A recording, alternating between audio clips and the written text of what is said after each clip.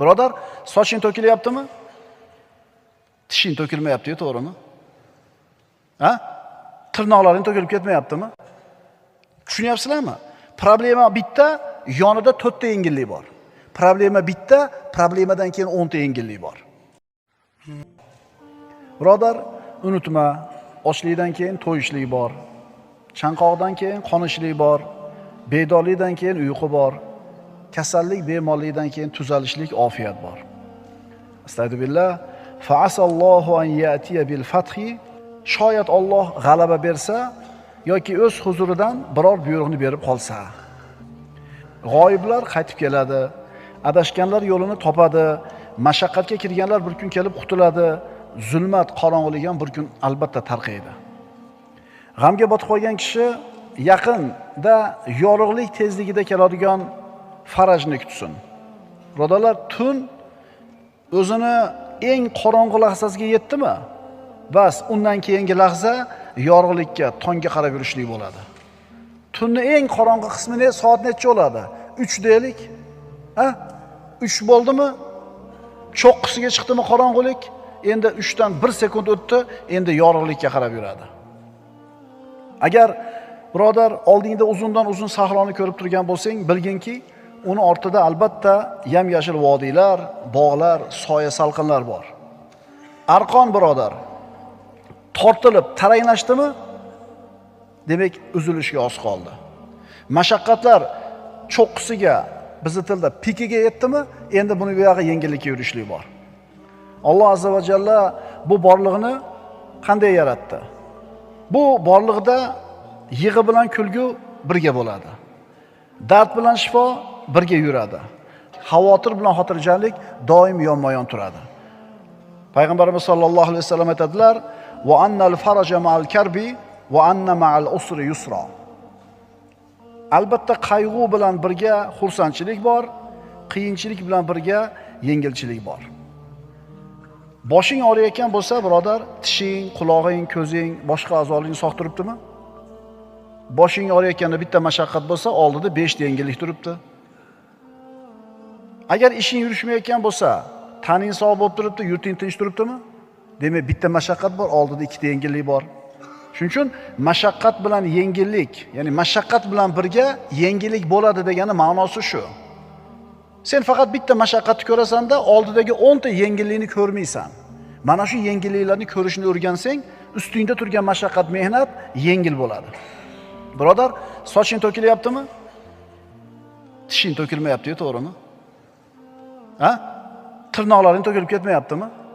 Shuning uchun bitta mashaqqatni oldida albatta bir qancha yengilliklar bo'ladi, faqat shu narsani ko'rishni bilishligimiz kerak. Shuning uchun birodar, faqatgina yo'q narsaga qaravermasdan bor narsaga ham qarashni o'rgan. Holing ancha yaxshi. Ibrohim Halilullohni olov kuydirmadi. O'tkirg'itishdi. Lekin u davrda o'tkirg'itgan paytda Ibrohim Halilullohni Alloh taoloning Rabboniy inoyati o'rab turgan edi. Shuning uchun o't kuydirmadi.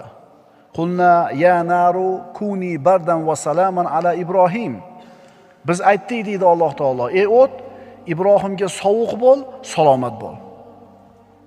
Alloh azza va jalla rioyasi, inoyati bor mu'minlarga. Kalimulloh Musa alayhissalom u kishini dengiz cho'ktirmadi. Dengizga kelib qoldi yahudlar bilan. Ularning orqasidan quvib Fir'avn keldi katta qo'shini bilan. Shunda yahudlar tamom tutildik, halok bo'ldik deyishdi. Lekin Musa alayhissalom nima dedi? Kalla inna ma'i robbi sayahdin. Yo'q, men bilan birga Parvardigorim bor. Albatta u meni bir yo'lga boshlar. Alloh taolo qanaqa yo'lga boshlab qo'ydi? Birodar, musulmon banda uni ustiga kelayotgan musibatlar, mashaqqatlar ham Alloh taoloning taqdiri ekanligini bilishlik kerak. Bu mashaqqatlar anbiyolarga ham kelgan. Nimaga kelgan ularga? Robbilari haqidagi gumonlarni sinashlik uchun. Alloh taolo aytadi: "Men bandamning gumonidaman. Men haqimda qanday gumon bo'lsa, shundayman" deydi. Yordam beradi deb gumon qilsa yordam beradi, meni tashab qo'ydi desa tashab qo'yadi. Alloh duoyimni ijobat qiladi deb aniq gumon qilib, aniq ishonib Allohga duo qilsa, duosini ijobat qiladi. Meni duoimni eshitarmikin deb ikkilanadigan bo'lsa eshitmaydi. Payg'ambarlarga ham sinov kelgan birodarlar. Robbilar tarafidan kelgan yengillikni kutadimi, kutmaydimi? Mana shu sinovni ular boshlaridan o'tkazishgan. Shuning uchun ustinga musibat keldi. Bitta mashaqqat, bitta musibat. Lekin yonida Robbingga duo qilish imkoniyating turibdimi? Demak, bitta mashaqqat oldi, bitta yengillik turibdi. Bitta musibat keldi, bitta mashaqqat keldi. Iymoning salobatmi? Iymoning salomat. Duoying ijobat bo'lishiga ishonching bormi? Bor. Shuni o'zi mashaqqatni oldida bir qancha yengilliklar bor ekanligini bildirmayaptimi? Birodarlar, musibat bor, yonida duo bor. Musibat bor, yonida iymon bor. Musibat bor, yonida sabr qilsang ajr olishing umiding bor. Musibat bor, yonida sog'liging bor, oilang bor, yori birodarlaring bor. Musibat bor, atrofingda shu musibatni yengishlikka senga yordam beradigan birodarlaring bor. Birodarlar, inna ma'al usri yusra. Albatta, bitta mashaqqat, qiyinchilik bilan bir qancha yengilliklar yonma-yon turadi, deyapti. Shu yengilliklarga qarashni o'rganaylik, shunga odatlanaylik. Ma'sum zot sallallohu alayhi vasallam g'orda o'zining do'sti Halili Abu Bakr Siddiq bilan o'tirar ekan, mushriklar g'orda og'ziga kelishdi. Abu Bakr Siddiq Rasululloh bilan g'orda o'tirar ekanlar, ularning oyoqlarini ko'rib turardi. Shunda yig'ladi. Abu Bakr Siddiq yig'ladi. Qo'rqdi, xavotir qildi. Rasululloh sallallohu alayhi vasallam: "Ya Abu Bakr, nimaga yig'layapsiz?" "Ya Rasululloh, agar oyog'ini ostiga qarasa, engishib bordi ichiga qarasa ko'rib qolardi bizni", dedi. Nabiy sallallohu alayhi vasallam nima dedilar? "Ma zannuka ya Abu Bakr bi ithnayn, Allohu salisuhuma." Uchinchi sheriga Alloh bo'lgan ikkita odam haqida qanday gumondasiz? Ana birodar, musibat, mashaqqat turibdi, lekin Robbisiga bo'lgan iymoni bor payg'ambarimizning. Parvardigori saqlashligiga bo'lgan ishonchi bor. Ana bitta mashaqqat oldidagi qancha yengilchilik. Shunda ularga Alloh tomonidan xotirjamlik keldi, g'alaba keldi, Alloh saqladi. Astagfirullah. La yukallifullohu nafsan illa ma ataha, sayaj'alullohu ba'da usrin yusra. Mana bu oyat ham sen bilan menga birodar bashorat. Bitta mashaqqatning oldida bir nechta yengilchilik bo'lar ekan. Bitta qiyinchilikning oldida 3 ta, 4 ta, 5 ta yengilchilik bo'lar ekan.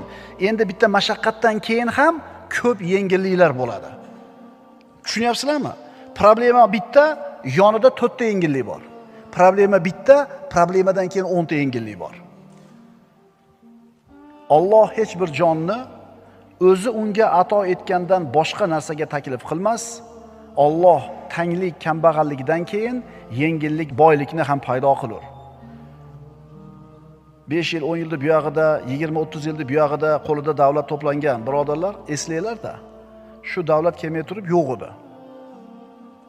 Eplab tirishchilik qilib zo'rg'a kuningizni o'tkazgansiz. Ko'tini ko'tiga ulab, uchini uchiga ulab. O'sha kunlar bor edi, o'tib ketdi-da, endi esimizdan chiqib qoldi. To'g'rimi? 10 ming dollar bo'lsa yetadi degan kunlaringiz bo'lgan. Hozir o'sha 10 ming dollar yo'q odam aytadi, 10 ming bo'lsa yetadi deydi, xotirjam bo'laman deydi. 10 ming bo'lgandan keyin yetmagan. Keyin 100 ming berdi. O'sha 10 mingni so'ragan payti esdan chiqib qoldi. Inson esdan chiqarib qo'yadi. Bitta mashaqqatning oldida bir nechta yengillik bor va bitta mashaqqatdan keyin ham bir qancha yengilliklar bo'ladi. Faqat qaysi tomonga qarashni bilaylik, birodarlar. Bugungi kunini, naqd kunini bandalari, hozir naq bo'lib turgan rohatini qullari, bunaqa odamlarning boshiga ozgina sinov, mashaqqat kelib qolsa, faqat siqilishni ko'rishadi. Faqat baxtsizlikni ko'rishadi. Chunki bular mana shu o'tirgan xonasini devoriga qaraydi, hovlisini darvozasiga qaraydi. U hovlini tashqarisiga nazar sola olmaydi. Bunaqalar oyog'ini tayinlilar ko'radi, sal nariroqni ko'ra olmaydi. Agar bunaqa gumrohlar ana shu to'siqning orqasiga ham qarab ko'radigan bo'lsa, mashaqqatlarning orqasida yengilliklar borligini ham tushunishar edi. Birodarlar, qiyinchilik, mashaqqat va musibatning orqasida mashaqqatlardan keyin ham bir narsa bor. Bu mushkulalar doim bo'lmaydi. Yomg'ir abadiy yog'maydi. Yomg'ir abadiy yog'maydi. Mana shu narsalarga bu gumrohlar e'tibor bera olmaydi. Xandaq g'azotini ko'ring. Musulmonlarning ustiga Madinada turgan paytlarida kelgan mashaqqatning eng og'iri bo'ldi. Madinaga hijrat qilib kelib, musulmonlar ustiga tinimsiz mashaqqatlar, tinimsiz sinovlar, qiyinchiliklar Ana shu cho'qqisi mashaqqatlarni Xandaq g'azoti kuni bo'ldi. Madinaning shimol tarafiga Quraysh mushriklari 10 ming kishilik qo'shinni yig'ib kelib joylashtirishdi. Musulmonlar Xandaq qazib himoyalanishga majbur. Orqa tomondagi Banu Qurayzaning xiyonati ma'lum bo'lgandan keyin Rasululloh bilan Xandaqni qazigan 3000 ta odamdan faqatgina 300 ta odam qoldi Rasulullohning oldida. 3000 ta turuvdi 10 ming tani oldida. Lekin Banu Qurayzaning xiyonatidan keyin Rasulullohning oldida 3000 tadan 300 ta odam qoldi. Mana endi 300 ta odamning ustiga shunaqa mashaqqat keldi. Qattiq sovuq, qo'rquv, xavotir, ochlik mashaqqatni cho'qqisiga yetildi. Keyin nima bo'ldi? 1,5 oy qamal qilib turishdi. 1,5 oy. Ammo bu sahobalar Allohning va'dasiga, Rasulullohning va'dasiga ishonishdi, sabr qilishdi. Mushkulaning eng cho'qqisi, muammoning eng kattasi qarshisida sobit turishdi. Natija qanday bo'ldi? Lam yanalu khayro. Alloh taolo ana shu mushrik bo'lgan kimsalarni noumid qaytardi. Hech qanday yaxshilikka erishmadi, qaytib ketishdi. Xandaq g'azoti nihoyasiga yetganidan keyin Rasululloh aytdilar: "La yaghzunana ba'dal yawm." Endi buni bu yog'iga biz ustimizga qo'shin tortib kelisha olmaydi ular. Ana mashaqqat cho'qqisiga chiqdi, endi qaytdi. Shuning uchun aytyapmiz-da, yomg'ir abadiy yog'maydi. Bu ustingda turgan mashaqqatlar abadiy bo'lmaydi. 1 oydir, 1 yildir, 2 yildir, 5 yildir tugaydi. Faqat nima qil? Shu mashaqqatda turganingda yengilliklarni ko'rishni o'rgan. La yukallifullohu nafsan illa ma ataha. Alloh hech bir jonni o'zi unga ato etgandan boshqa narsaga taklif qilmas. Alloh tanglik, kambag'allikdan keyin boylikni, yengillikni ham paydo qilar. Mana shu qiyinchilik va yengilchilik haqida sahobalarning bir qancha so'zlarini o'qiymiz. Abdulloh ibn Abbos roziyallohu anhu aytadi: "Bitta mashaqqat ikkita yengilligini yenga olmaydi." Aytdik-ku, bitta mashaqqatning oldida eng kamida 2 ta yoki 3 ta yengillik bo'ladi. Endi bitta mashaqqat ikkita yengilligini yega olmaydi, deyapti. Ummatning donishmandi bo'lgan Abdulloh ibn Abbos roziyallohu anhu. Abdulloh ibn Mas'ud roziyallohu anhu aytadi: "Agar bitta mashaqqat bir kavakka kirib ketsa, yengillik quvib uni orqasidan albatta kiradi. Yengillik 2 ta bo'ladi yo 3 ta bo'ladi." Ibn Mas'ud yana aytadi: "Agar bir mashaqqat kavakka kirib olsa, uni ortidan yengillik kiradi-da, uni u yerdan haydab chiqaradi." Faqat musulmon odam e'tiqodi shunday bo'lishi kerakki, mashaqqatning oldida yengilchilik bor. Mashaqqatdan keyin ham yengilchilik bor. Faqat uni ishi sabr qilib, iymon keltirib, duo qilib kutishi. Shoyat bundan keyin Alloh yengillikni ato qilsa. Mana fa inna ma'al usri yusra, inna ma'al usri yusra. Bas albatta har bir og'irlik, mashaqqat bilan birga yengillik ham bordir. Yana takrorlanyapti shu so'z. Albatta har bir og'irlik, mashaqqat bilan birga bir yengillik ham bordir. 2 marta takrorlayapti. Bu oyatda musulmon kishiga bashorat bor.